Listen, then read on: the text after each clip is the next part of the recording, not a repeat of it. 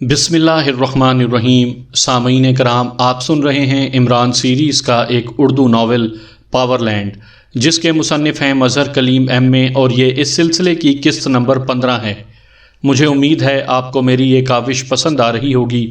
آپ نے اگر ابھی تک میرا چینل کہانی گھر سبسکرائب نہیں کیا تو ابھی میرے چینل کو سبسکرائب کر کے بیل نوٹیفیکیشن آن کر لیجئے، تاکہ آنے والی ہر نئی کہانی کی اطلاع بر وقت آپ تک پہنچ سکے۔ عمران اب غور سے گزرنے والی کاروں کو دیکھ رہا تھا۔ اس کا انداز ایسا تھا کہ جیسے سڑک پر گزرنے والی کاروں میں سے اپنے لیے کار پسند کرنے کی جد و جہد کر رہا ہو، لیکن پھر پھاٹک میں ہونے والے کھٹکے سے وہ چونک کر مڑا۔ وہ نوجوان دوبارہ باہر نکل آیا تھا، لیکن اس کا انداز اس بار انتہائی مؤدبانہ تھا۔ تشریف لائیے پرنس، ڈاکٹر صاحب آپ کے منتظر ہیں، نوجوان نے مؤدبانہ لہجے میں کہا، اور پھر نوجوان کے پیچھے چلتا ہوا عمران پھاٹک کی چھوٹی سی کھڑکی کے اندر داخل ہو گیا۔ کوٹھی خاصی وسیع و عریض تھی۔ اس کا لان انتہائی خوبصورت انداز میں سجا ہوا تھا۔ پورچ میں ایک قیمتی کار موجود تھی۔ عمران تیز تیز قدم اٹھاتا پورچ کے قریب سے گزرتا ہوا برآمدے میں پہنچا تو وہاں اس نے ایک بوڑھے کو کھڑے دیکھا۔ بوڑھے کے سر کے دونوں کناروں پر سفید بالوں کی جھالر سی تھی، باقی سر انڈے کی طرح صاف تھا۔ قد لمبا تھا، لیکن جسم اتنا دبلا پتلا تھا کہ شاید ڈھاکہ کی ململ کی تھان کی طرح انگوٹھی میں سے گزر سکتا تھا۔ اس نے ایک قیمتی گاؤن پہنا ہوا تھا۔ اس کی مونچھیں اور بھویں تو ایک طرف پلکیں تک سفید تھیں، لیکن آنکھوں میں بے پناہ چمک تھی، اور چہرہ کسی نوجوان کی طرح تر و تازہ اور سرخ و سفید تھا، جیسے اس نے مصنوعی مونچھیں، بھویں اور پلکیں لگا رکھی ہوں۔ اس کی تیز نظریں عمران پر جمی ہوئی تھیں۔ اس کے ساتھ 3 قوی ہیکل نوجوان کھڑے ہوئے تھے، جن کی بغلوں میں مشین گنیں لٹک رہی تھیں۔ کون ہو تم؟ بوڑھے چمریخ نے چیختی ہوئی آواز میں پوچھا۔ یہ ڈاکٹر وکسی تھا، فن لینڈ کا مشہور سائنسدان، لیکن اس کی فیلڈ نباتات تھی۔ وہ نباتات کا بین الاقوامی ماہر سمجھا جاتا تھا۔ ارے تم ابھی تک گلاب کی تازہ شاخ کی طرح تر و تازہ ہو، کیا بات ہے؟ کسی بوٹی سے آب حیات لگ گیا ہے؟ عمران نے اپنے اصل لہجے میں کہا، اور ڈاکٹر وکسی اس کی آواز سن کر بے اختیار اچھل پڑا۔ ارے آواز تو پرنس کی ہی ہے، مگر ڈاکٹر وکسی نے آگے بڑھتے ہوئے کہا، تو تمہارا کیا خیال تھا کہ پرنس اس پھٹیچر سے لباس میں سلیپر پہنے یہاں آتا؟ اس پھٹیچر لباس کے لیے ایسے ہی پھٹیچر میک اپ کی ضرورت تھی۔ عمران نے مسکراتے ہوئے جواب دیا، اور اب ڈاکٹر کا شک مکمل طور پر دور ہو گیا تھا۔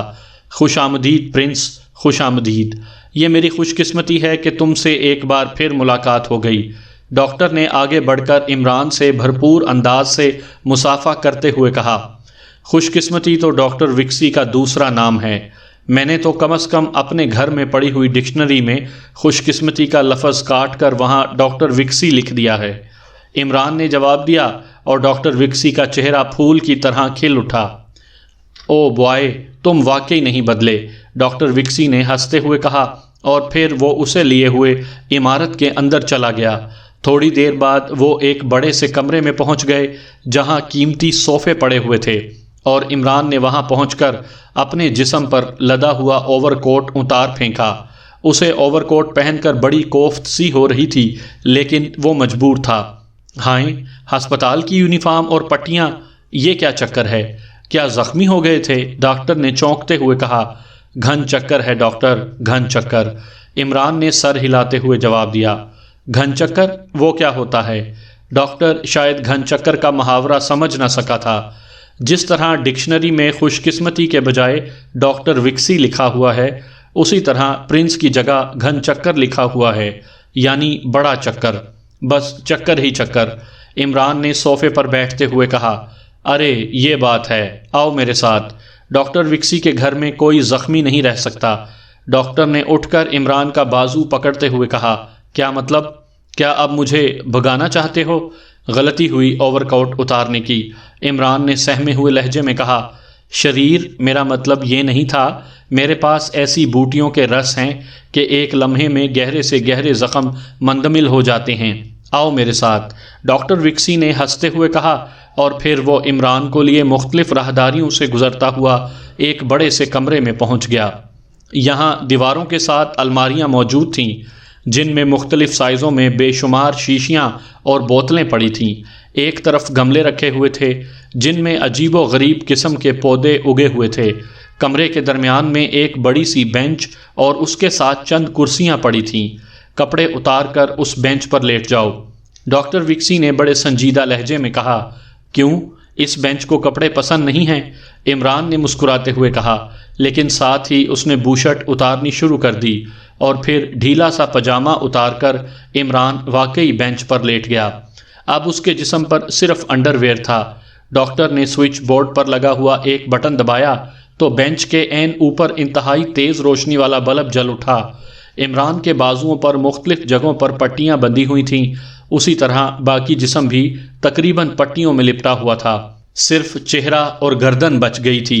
ڈاکٹر نے ایک کرسی گھسیٹی اور اسے بینچ کے ساتھ رکھ کر اس نے بڑی مہارت سے پٹیاں کھولنی شروع کر دیں۔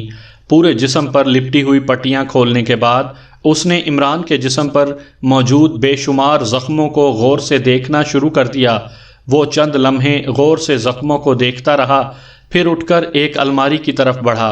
اس نے الماری میں سے ایک لمبی گردن والی بوتل اٹھائی جس میں ہلکے سبز رنگ کا محلول موجود تھا۔ بوتل اٹھا کر وہ واپس کرسی پر آ بیٹھا اور پھر اس نے بوتل کا ڈھکن کھول کر بوتل کے منہ کو عمران کے جسم پر لپیٹ دیا۔ بوتل کے منہ سے سبز رنگ کے محلول کی دھار سے نکل کر عمران کے جسم پر پڑی اور تیزی سے پھیلتی چلی گئی۔ ڈاکٹر نے بوتل ساتھ والی کرسی پر رکھی اور پھر اس کی پتلی پتلی انگلیاں تیزی سے عمران کے جسم پر چلنے لگیں۔ وہ محلول کو بڑی مہارت سے عمران کے جسم پر پھیلا رہا تھا۔ تھوڑی ہی دیر میں اس نے وہ محلول عمران کے پورے جسم پر اچھی طرح مل دیا۔ عمران کی پشت، بازو، ٹانگیں، غرض یہ کہ پورا جسم ہلکے سبز رنگ کے محلول سے تر ہو گیا۔ بوتل تقریباً آدھی سے زیادہ خالی ہو چکی تھی۔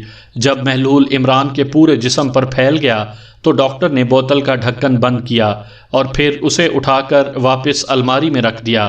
اس کے بعد اس نے الماری کا نچلا خانہ کھول کر اس میں سے روئی کا ایک بڑا بنڈل نکالا اور اسے لے کر واپس کرسی پر آ بیٹھا۔ اس کے بعد اس نے روئی کی مدد سے عمران کے جسم سے محلول صاف کرنا شروع کر دیا۔ اس محلول کی خاصیت واقعی حیرت انگیز تھی، کیونکہ جہاں جہاں سے محلول صاف ہوتا جا رہا تھا وہاں سے عمران کے جسم پر موجود زخم نہ صرف مندمل ہو چکے تھے بلکہ ان کے نشانات تک غائب ہو گئے تھے۔ تھوڑی دیر بعد ڈاکٹر نے عمران کا پورا جسم روئی کی مدد سے صاف کر دیا اور عمران کو یوں محسوس ہوا جیسے اس کے جسم پر کبھی زخم آیا ہی نہ ہو۔ حیرت انگیز ڈاکٹر، یہ تو واقعی حیرت انگیز محلول ہے، عمران نے اس بار پرخلوص لہجے میں کہا۔ یہ ایمیزون کے جنگلوں میں پائے جانے والی ایک نایاب بوٹی کا محلول ہے۔ اس کی حیرت انگیز خاصیت تم نے دیکھ ہی لی ہے پرنس۔ وہاں رہنے والے جنگلی اس بوٹی کی باقاعدہ پوجا کرتے ہیں اور اپنی زبان میں اسے کمکی کہتے ہیں، ڈاکٹر نے وضاحت کرتے ہوئے کہا۔ کمکی نہیں ہوگا ڈاکٹر، کام کی کہتے ہوں گے، یعنی کام آنے والی بوٹی، عمران نے اٹھ کر بیٹھتے ہوئے کہا، اور ڈاکٹر اس کی اس وضاحت پر بے اختیار ہنس پڑا۔ اب تم نہا لو، میں تمہارے لیے لباس کا بندوبست کرتا ہوں، یہ ساتھ ہی باتھ روم ہے، ڈاکٹر نے ایک دروازے کی طرف اشارہ کرتے ہوئے کہا، اور عمران سر ہلاتا ہوا باتھ روم کے دروازے کی طرف بڑھتا چلا گیا۔ اسے واقعی اس وقت نہانے کی شدید ضرورت محسوس ہو رہی تھی۔ بوٹی کے محلول نے جسم پر چپچپاہٹ سی پیدا کر دی تھی۔ باتھ روم انتہائی جدید انداز میں بنایا گیا تھا اور خاصا صاف ستھرا تھا، اس لیے عمران نے جی بھر کر غسل کیا اور پھر تولیہ لپیٹے وہ باہر آیا تو ڈاکٹر اپنی کرسی پر موجود تھا، البتہ ساتھ والی کرسی پر ایک نیا لباس پڑا ہوا تھا۔ یہ لباس تمہارے جسم پر پورا اترے گا، ڈاکٹر نے لباس اٹھا کر عمران کی طرف بڑھاتے ہوئے کہا۔ اترے گا نہیں بلکہ چڑھے گا، عمران نے لباس لیتے ہوئے کہا، اور ڈاکٹر بے اختیار ہنس پڑا۔ عمران لباس لیے واپس باتھ روم میں آیا اور تھوڑی دیر بعد جب وہ لباس پہن کر واپس آیا تو لباس اس پر خاصا جچ رہا تھا۔ وہ لباس واقعی اس کے ناپ کا تھا۔ اب اگر سونائڈ کلورائڈ کا محلول بھی مل جائے تو میں یہ میک اپ صاف کر لوں گا، عمران نے ڈاکٹر سے مخاطب ہو کر کہا۔ اوہ اچھا، میں ابھی لا دیتا ہوں، ڈاکٹر نے کہا اور تیزی سے دائیں طرف دیوار کے ساتھ رکھی ہوئی الماری کی طرف بڑھتا چلا گیا۔ چند لمحوں بعد وہ سونائڈ کلورائڈ کی بوتل اٹھائے واپس آ گیا اور عمران بوتل لیے ایک بار پھر باتھ روم میں پہنچ گیا۔ تھوڑی دیر بعد جب وہ باہر آیا تو اب وہ اپنی اصلی شکل میں تھا۔ گڈ، اب یہ مشروب پی لو، تمہاری طاقت بحال ہو جائے گی، ڈاکٹر نے بینچ پر رکھے ہوئے ایک جام کی طرف اشارہ کرتے ہوئے کہا جس میں سنہرے رنگ کا محلول بھرا ہوا تھا۔ عمران نے مسکراتے ہوئے جام اٹھایا اور پھر وہ اسے غٹا غٹ پیتا چلا گیا۔ مشروب بے حد ذائقے دار تھا۔ جام ختم کر کے اس نے اسے واپس بینچ پر رکھ دیا۔ واقعی جام پیتے ہی اسے یوں محسوس ہوا جیسے اس کے جسم میں توانائی کی لہریں سی دوڑنے لگی ہوں۔ یہ آب حیات تو نہیں ہے؟ عمران نے مسکراتے ہوئے کہا۔ ایسے ہی سمجھ لو، ڈاکٹر نے بھی مسکراتے ہوئے جواب دیا، اور پھر وہ دونوں ایک دوسرے کے پیچھے چلتے ہوئے لیبارٹری سے نکل کر ایک اور کمرے میں پہنچ گئے۔ یہ کمرہ دفتر کے سے انداز میں سجایا گیا تھا۔ ڈاکٹر کے اشارے پر عمران ایک آرام دہ کرسی پر بیٹھ گیا، جبکہ ڈاکٹر نے میز کے پیچھے رکھی ہوئی اونچی نشست والی کرسی سنبھال لی۔ اب بتاؤ پرنس، کیسے آنا ہوا اور زخمی کیسے ہوئے؟ ڈاکٹر نے سنجیدہ لہجے میں کہا۔ پاور لینڈ کا نام کبھی سنا ہے ڈاکٹر؟ عمران نے جواب دینے کے بجائے الٹا سوال کر دیا۔ Power land? نہیں تو، میں تو یہ نام پہلی بار سن رہا ہوں۔ کیا یہ کوئی نیا ملک ہے؟ ڈاکٹر نے حیرت بھرے لہجے میں کہا۔ ہاں، ایک نیا ملک ہے، لیکن مجرموں کا ملک، جہاں دنیا کو تباہ کرنے اور اس پر حکومت کرنے کے لیے خوفناک ہتھیار تیار کیے جا رہے ہیں۔ ان لوگوں نے پوری دنیا سے معروف سائنسدانوں کو اغوا کیا ہے اور ان سے کام لے رہے ہیں۔ تم بھی اگر نباتات کے ڈاکٹر نہ ہوتے تو شاید اب تک پاور لینڈ پہنچ چکے ہوتے۔ بہرحال میں اس پاور لینڈ کے خطرے سے دنیا کو بچانے کے لیے آیا ہوں، عمران نے بڑے سنجیدہ لہجے میں کہا۔ اکیلے؟ ڈاکٹر نے حیرت بھرے لہجے میں کہا۔ نہیں، پوری ٹیم کے ساتھ، عمران نے جواب دیا۔ اوہ، تو X2 والا چکر ابھی تک چل رہا ہے؟ بڑی ہمت ہے تمہاری کہ اس قدر پراسرار چکر کو سنبھالے ہوئے ہو، ڈاکٹر نے مسکراتے ہوئے کہا۔ بڑا جان جوکھوں کا کام ہے ڈاکٹر، اگر کہو تو تمہیں X3 بنا دوں، عمران نے مسکراتے ہوئے جواب دیا، کیونکہ ڈاکٹر وکسی اس کے اصل روپ کو جانتا تھا۔ اس کیس کے سلسلے میں عمران کو اس کی ضرورت پڑی تھی اور پھر اتفاق سے وہ اس کی اصل حیثیت سے واقف ہو گیا تھا، لیکن چونکہ عمران جانتا تھا کہ ڈاکٹر وکسی کا سینہ رازوں کا مدفن ہے، اس لیے عمران نے پرواہ نہ کی تھی۔ ڈاکٹر وکسی سے عمران کی پہلی ملاقات آکسفورڈ کے زمانے میں ہوئی تھی۔ آکسفورڈ یونیورسٹی میں ڈاکٹر وکسی شعبہ نباتات کا ہیڈ آف ڈپارٹمنٹ تھا۔ انتہائی ذہین، شوق وشنگ اور شگفتہ ذہن رکھنے کی وجہ سے عمران کے ساتھ اس کی گاڑی چھننے لگی تھی، اور پھر وہ ایسے دوست بن گئے کہ ان کی دوستی کی مثالیں دی جاتی تھیں۔ آکسفورڈ سے آنے کے بعد بھی ڈاکٹر وکسی سے کبھی کبھی ملاقات ہو جایا کرتی تھی، اس لیے ان کی دوستی برقرار رہی۔ ڈاکٹر وکسی یوں تو نباتات کا ماہر تھا، لیکن اس کے ساتھ ساتھ اسے کرمنالوجی سے بھی بے حد دلچسپی تھی۔ خاندانی رئیس ہونے کی وجہ سے اسے مال و دولت کی کبھی پرواہ نہ رہی تھی۔ چینری اور ایکریمیا میں وہ کئی بڑے بڑے زراعتی فارموں کا مالک تھا۔ لاطینی ایکریمیا میں اس کی ملکیت میں سونے کی کئی کانیں تھیں۔ اس نے چونکہ شادی نہ کی تھی، اس لیے وہ اکیلا ہی رہتا تھا۔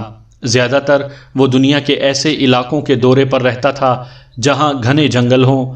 ان جنگلات میں موجود نئی سے نئی بوٹیوں پر وہ ریسرچ کرتا رہتا۔ اس کے ریسرچ پیپر دنیا کے بڑے بڑے اخبارات میں چھپتے رہتے تھے، اور اسے متفقہ طور پر نباتات کا بین الاقوامی ماہر سمجھا جانے لگا تھا، لیکن اس کی ایک اور حیثیت عمران ہی جانتا تھا۔ ڈاکٹر وکسی نے ایک مخصوص گروپ بنایا ہوا تھا۔ جب وہ اپنی ریسرچ سے تھک جاتا تو وہ جرائم کی دنیا کا رخ کرتا، اور پھر کسی بڑے مجرم یا بین الاقوامی تنظیم کی شامت آ جاتی۔ ڈاکٹر وکسی اس مجرم یا تنظیم کے خلاف ایسی ذہانت سے جال بچھاتا کہ پھر اس کے بچ نکلنے کا 1% بھی چانس نہ رہتا۔ اس نے اپنے گروپ میں انتہائی دلیر، ذہین اور وفادار لوگ بھرتی کر رکھے تھے، جنہیں اتنی بڑی بڑی تنخواہیں دی جاتی تھیں کہ اتنا معاوضہ شاید ایکریمیا کے صدر کے نصیب میں بھی نہ تھا۔ وہ انتہائی ٹھاٹھ سے زندگی گزارتے تھے۔ یہی وجہ تھی کہ وہ ڈاکٹر وکسی کے حکم پر آگ کے سمندر میں بھی چھلانگ لگانے سے دریغ نہ کرتے تھے۔ گزشتہ 10 سالوں سے ڈاکٹر وکسی نے اپنی مستقل رہائش فن لینڈ میں اختیار کر رکھی تھی۔ یہی وجہ تھی کہ فن لینڈ کا ذکر آتے ہی عمران کو ڈاکٹر وکسی یاد آ گیا، اور پھر اس نے بڑی آسانی سے اس کی رہائش گاہ معلوم کر لی تھی تاکہ کسی بھی ضرورت کے وقت اس کی رہائش گاہ اور بذات خود اس کے گروپ کو استعمال کر سکے۔ ارے نہیں بوائے، میں باز آیا، مجھے بس ڈاکٹر وکسی ہی رہنے دو۔ اور ہاں، تم نے پاور لینڈ کے متعلق تفصیل نہیں بتائی، مجھے اس سے دلچسپی ہونے لگی ہے، ڈاکٹر وکسی نے ہنستے ہوئے جواب دیا، اور عمران نے پاور لینڈ کے متعلق جو تفصیلات اسے معلوم تھیں ڈاکٹر کو بتا دیں۔ تو لیڈی ایشلے اس پاور لینڈ کی سربراہ ہے، ڈاکٹر وکسی نے مسکراتے ہوئے کہا۔ اب تک تو وہی سامنے آئی ہے، عمران نے جواب دیا۔ اب تمہارا پروگرام کیا ہے؟ تمہارے بیان کے مطابق بغیر ٹرانسمٹ ہوئے پاور لینڈ میں گھسا نہیں جا سکتا، اور وہاں گئے بغیر اسے کیسے تباہ کیا جا سکتا ہے؟ ڈاکٹر وکسی نے اس بار سنجیدہ لہجے میں کہا۔ اسی لیے تو میں یہاں فن لینڈ آیا ہوں، مجھے کسی نہ کسی طرح ٹرانسمٹ فیوز حاصل کرنا ہے، عمران نے جواب دیا۔ پھر اس سے پہلے کہ ڈاکٹر کوئی جواب دیتا، کمرے کے دروازے پر ایک نوجوان نظر آیا۔ کیا بات ہے وکی؟ ڈاکٹر نے اسے چونک کر دیکھتے ہوئے کہا۔ باس، ہماری کوٹھی کی نگرانی کی جا رہی ہے، آنے والے نے جواب دیا۔ اوہ، کیسے؟ ڈاکٹر نے چونکتے ہوئے پوچھا۔ عمران بھی نگرانی کا سن کر چونک پڑا۔ سر، سامنے والی کوٹھی عرصے سے خالی پڑی ہوئی تھی، لیکن تھوڑی دیر پہلے سے وہاں ایک نوجوان نظر آ رہا ہے۔ وہ بڑے پراسرار طریقے سے ایک طاقتور دوربین کی مدد سے کوٹھی کے اندر جھانک رہا ہے، وکی نے جواب دیا۔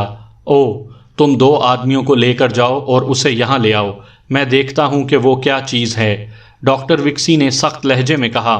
نہیں ڈاکٹر، اس طرح تو کھیل سامنے آ جائے گا۔ تمہارے آدمی صرف اس کی نگرانی کریں تاکہ پتہ چل سکے کہ وہ کیا چاہتا ہے اور اس سے ملنے والے لوگ کون ہیں، اس کے بعد کوئی فیصلہ کیا جا سکتا ہے، عمران نے فوراً قطع کلامی کرتے ہوئے کہا۔ اوکے، ٹھیک ہے وکی، جو کچھ پرنس نے کہا ہے اس کی حرف با حرف تعمیل کی جائے، ڈاکٹر وکسی نے کہا، اور وکی ادب سے سر جھکاتا ہوا مڑ کر کمرے سے باہر چلا گیا۔ تم کام کو طول دینے کے عادی ہو، میں ابھی اسے بلوا کر سب کچھ اگلوا لیتا، ڈاکٹر وکسی نے کہا۔ اس طرح سسپینس ختم ہو جاتا ہے ڈاکٹر، ایک مہرہ پٹ جانے سے ساری گیم نہیں جیتی جا سکتی، عمران نے مسکراتے ہوئے جواب دیا، اور ڈاکٹر وکسی سر ہلانے لگا۔ عمران نے میز پر پڑے ہوئے ٹیلی فون کو اپنی طرف کھسکایا اور پھر اس نے نمبر ڈائل کرنے شروع کر دیے۔ کسے فون کر رہے ہو؟ ڈاکٹر نے حیرت بھرے لہجے میں پوچھا۔ اپنی مستقبل کی بیوی کو، میں اسے بتانا چاہتا ہوں کہ میں مرا نہیں، زندہ ہوں، ایسا نہ ہو کہ وہ میری موت کی خبر سنتے ہی فوراً کسی اور سے شادی رچا لے، عمران نے بڑے سنجیدہ لہجے میں کہا، اور ڈاکٹر زیر لب مسکرانے لگا۔ City charming hotel. چند لمحوں بعد دوسری طرف سے ایک نسوانی آواز رسیور پر ابھری۔ کمرہ نمبر 112، مس ریٹا سے ملوا دیں، عمران نے بڑے باوقار لہجے میں کہا۔ ہولڈ آن کریں جناب، دوسری طرف سے کہا گیا، اور عمران خاموش ہو گیا۔ یس، ریٹا سپیکنگ۔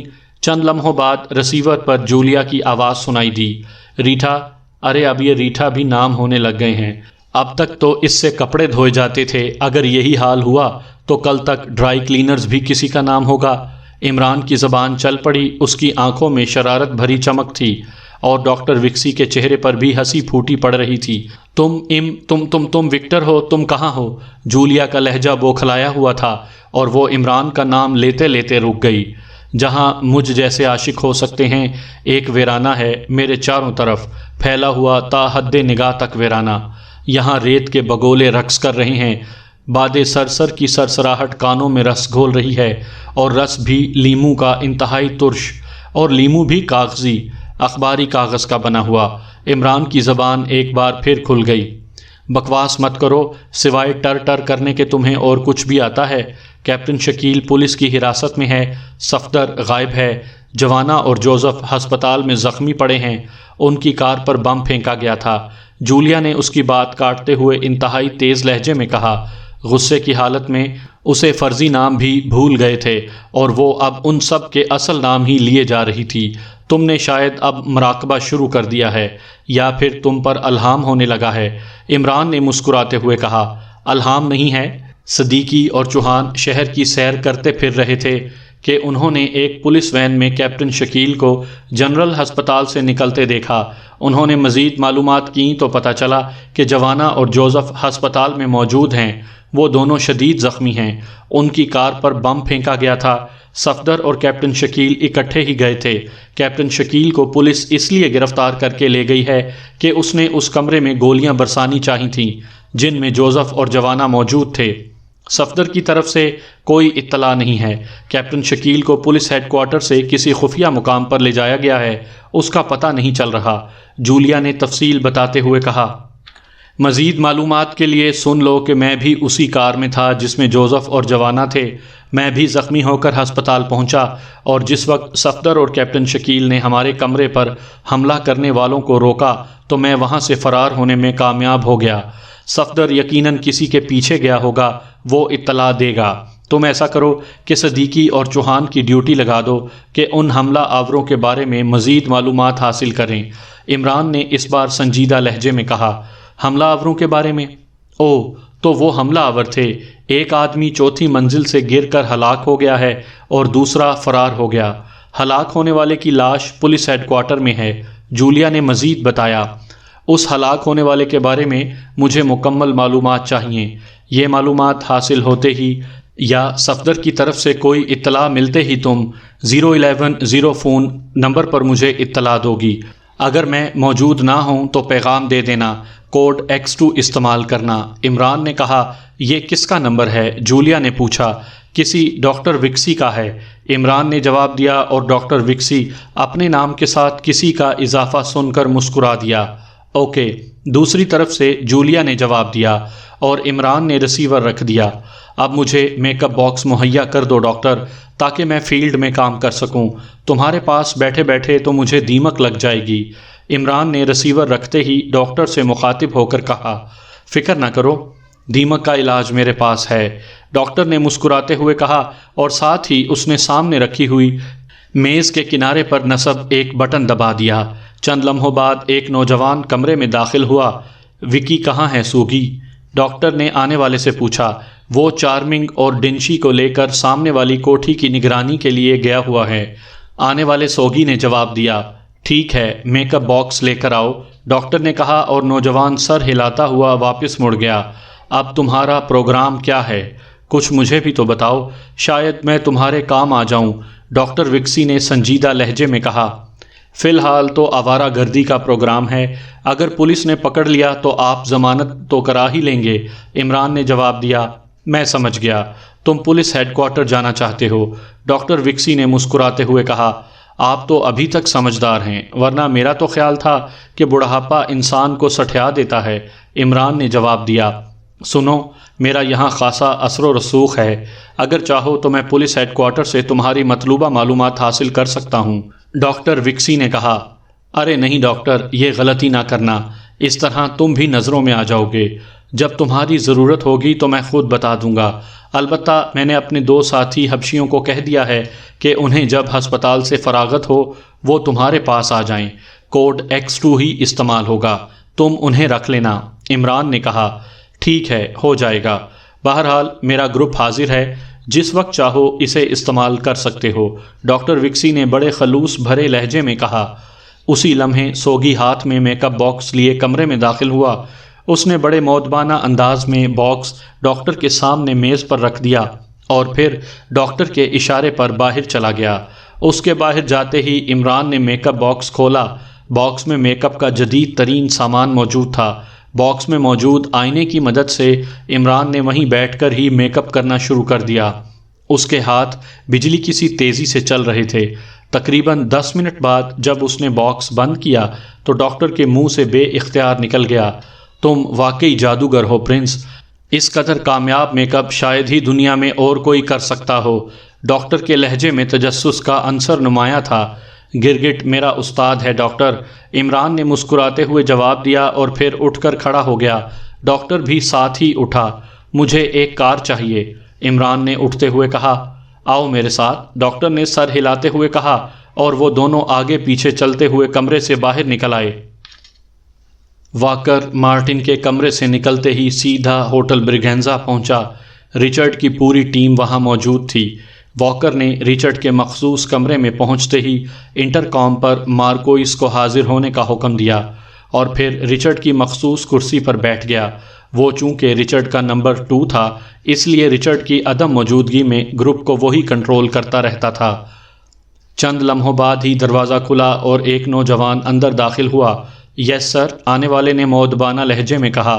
مارکوئس، تم کیفے شائلاک پہنچو، وہاں دوسری منزل کے کمرہ نمبر 22 میں ایک آدمی رہائش پذیر ہے، اس کا نام مارٹن ہے، خوبصورت اور وجیح آدمی ہے، تم نے اس کی مکمل نگرانی کرنی ہے۔ مکمل نگرانی کا مطلب سمجھتے ہو نا؟ واکر نے سخت لہجے میں کہا۔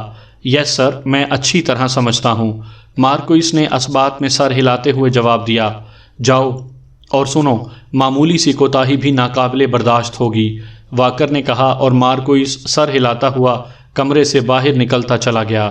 اس کے جانے کے بعد واکر چند لمحے بیٹھا سوچتا رہا۔ مارٹن نے اسے جس انداز میں ذلیل کر کے کمرے سے نکالا تھا، اس سے اس کے دل میں ایک گانٹھ سی پڑ گئی تھی، لیکن مسئلہ یہ تھا کہ مارٹن ہیڈ کوارٹر کا آدمی تھا، اور ہیڈ کوارٹر کے آدمی پر ہاتھ ڈالنا اپنے آپ کو موت کے حوالے کرنے کے مترادف تھا۔ اس لیے وہ کوئی ایسا طریقہ سوچ رہا تھا جس سے انتقام کی آگ بھی بجھ سکے اور اس پر کوئی حرف بھی نہ آئے۔ اچانک اس کے ذہن میں ایک خیال بجلی کے کوندے کی طرح چمکا اور اس کا چہرہ کھل اٹھا۔ اس نے میز پر پڑا ہوا ٹیلی فون اپنی طرف کھسکایا۔ یہ نمبر رچرڈ نے ایکسچینج والوں کو بھاری رشوت دے کر لگوایا تھا۔ اس کا نمبر نہ ہی ڈائریکٹری میں تھا اور نہ ہی اس سے کیے گئے فون کو چیک کیا جا سکتا تھا، بلکہ اگر چیک بھی کیا جاتا تو کسی فون بوتھ کا ہی نمبر ملتا۔ واکر نے ریسیور اٹھا کر تیزی سے نمبر ڈائل کرنے شروع کر دیے اور پھر جیب سے رومال نکال کر اس نے ماؤتھ پیس پر رکھ دیا۔ Police headquarter. رابطہ قائم ہوتے ہی دوسری طرف سے ایک تیز آواز سنائی دی۔ سنو، جو شعبہ ہوٹل برگینزا کے عقب میں کار پر بم پھینکے جانے والے کیس کی تفتیش کر رہا ہے، اس سے ملا دو، میں نے اس سلسلے میں ایک اہم اطلاع دینی ہے۔ واکر نے رومال ماؤتھ پیس پر ہونے کے باوجود حت الوسع آواز بدلتے ہوئے کہا۔ آپ کون صاحب ہیں اور کہاں سے بول رہے ہیں؟ دوسری طرف سے چونکتے ہوئے پوچھا گیا۔ وقت مت ضائع کرو، ایک ایک لمحہ قیمتی ہے، جلدی ملواؤ، واکر نے چیختے ہوئے کہا۔ اچھا، ہولڈ آن کیجئے، انسپیکٹر برگر سے بات کرواتا ہوں، وہ اس کیس کے انچارج ہیں، دوسری طرف سے کہا گیا اور واکر خاموش ہو گیا۔ چند لمحوں کی خاموشی کے بعد ہی ریسیور پر ایک اور آواز ابھری۔ انسپیکٹر برگر بول رہا ہوں۔ بولنے والے کے لہجے میں وقار تھا، لہجے اور آواز سے ہی محسوس ہوتا تھا کہ وہ کوئی آفیسر ہے۔ انسپیکٹر برگر، میں ایک عام شہری ہوں، میں آپ کو ایک اہم اطلاع دینا چاہتا ہوں۔ جس کار پر بم پھینکا گیا تھا ہوٹل برگینزا کے عقب میں، اس کے مجرم کو میں اچھی طرح جانتا ہوں، واکر نے لہجہ بدلتے ہوئے کہا۔ کون ہے وہ؟ انسپیکٹر برگر نے مختصر الفاظ میں سوال کرتے ہوئے کہا۔ اس کا نام مارٹن ہے، وہ کیفے شائلاک کی دوسری منزل کے کمرہ نمبر 22 میں موجود ہے، اور جس کار سے بم پھینکا گیا ہے وہ کار کیفے کے پارکنگ میں موجود ہے۔ کار نئی ماڈل کی جیگوار ہے اور اس کا نمبر 11010 ہے، واکر نے کہا۔ لیکن ہم کیسے یقین کریں کہ واقعی کار پر بم پھینکا گیا ہے، کیونکہ کار تو بم پروف تھی اور پھر کوئی شہادت ایسی نہیں ملی جس سے ثابت ہو کہ اس پر بم پھینکا گیا ہے، انسپیکٹر نے جواب دیا۔ یقین کرنا یا نہ کرنا آپ کی مرضی ہے، آپ اس کار کی تلاشی لیں، ہو سکتا ہے اس میں کوئی مخصوص سسٹم موجود ہو جس سے کار کے اندر بم مارا جا سکتا ہو، اور اگر آپ اس نمبر کو تلاش کر رہے ہیں جہاں سے میں فون کر رہا ہوں تو آپ وقت ضائع کر رہے ہیں، میں ایک پبلک فون بوتھ سے کال کر رہا ہوں، واکر نے تیز لہجے میں کہا، اور پھر اس نے جھٹکے سے ریسیور رکھ دیا۔ اس کے چہرے پر ہلکی سی مسکراہٹ موجود تھی، اسے معلوم تھا کہ اب پولیس حرکت میں آ جائے گی اور پھر مارٹن کو جان بچانی مشکل ہو جائے گی، اس طرح مارٹن پھنس بھی جائے گا اور اس کا نام بھی نہ آئے گا۔ چند لمحوں بعد واکر نے ایک بار پھر ٹیلی فون اٹھایا اور اس بار اس نے انکوائری کا نمبر گھمایا۔ انکوائری سے رابطہ قائم ہوتے ہی اس نے جنرل ہسپتال کے انکوائری سیل کا نمبر پوچھا۔ نمبر معلوم کرنے کے بعد اس نے کریڈل دبا کر وہی نمبر ڈائل کرنا شروع کر دیے۔ انکوائری جنرل ہسپتال۔ چند لمحوں بعد ہی دوسری طرف سے ایک آواز ابھری۔ میں چیف رپورٹر ڈیلی مرر بول رہا ہوں، ہوٹل برگینزا کے عقب میں کار کا جو حادثہ ہوا تھا اس کے زخمیوں کی اب کیا پوزیشن ہے، واکر نے کہا۔ ایک منٹ ہولڈ آن کیجئے پلیز، دوسری طرف سے کہا گیا اور پھر واکر خاموش ہو گیا۔ البتہ اس کا دل عام معمول سے کہیں زیادہ زور سے دھڑکنے لگا تھا کیونکہ ہر قسم کی خبر متوقع تھی۔ ہیلو، چند لمحوں بعد دوسری طرف سے آواز رسیور میں ابھری۔ یس پلیز، واکر نے کہا۔ ایک اور زخمی مر گیا ہے، وہ مقامی تھا۔ پولیس رپورٹ کے مطابق اس کا نام رچرڈ تھا اور وہ مقامی غنڈہ تھا، انکوائری کلرک نے کہا، اور واکر کو ایک لمحے کے لیے یوں محسوس ہوا جیسے اس کا دماغ سن ہو گیا ہو۔ اس کا باس رچرڈ مر چکا تھا، کنگ ڈاگ مر گیا تھا۔ ہیلو ہیلو، کیا آپ لائن پر ہیں؟ اس کے اس طرح خاموش ہو جانے پر دوسری طرف سے پوچھا گیا۔